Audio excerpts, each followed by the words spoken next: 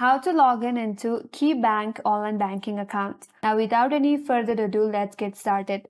First of all, open up any web browser that you prefer in your device and on the search URL, type in the link that is key.com. Press enter in your keyboard. That will directly take you to the official web page of KeyBank. Now to log in, navigate to your right hand side and there you'll get a pop-up box. From there, click on sign in button. Then that will take you to login page. Now to log in, first of all you have to enter your user ID associated with your KeyBank online banking account. So first of all, type in your user ID. If you want to save in your user ID, click on this checkbox that says save user ID so that the next time you try to log in, you'll be logged in with your account. Under that, it says enter your password.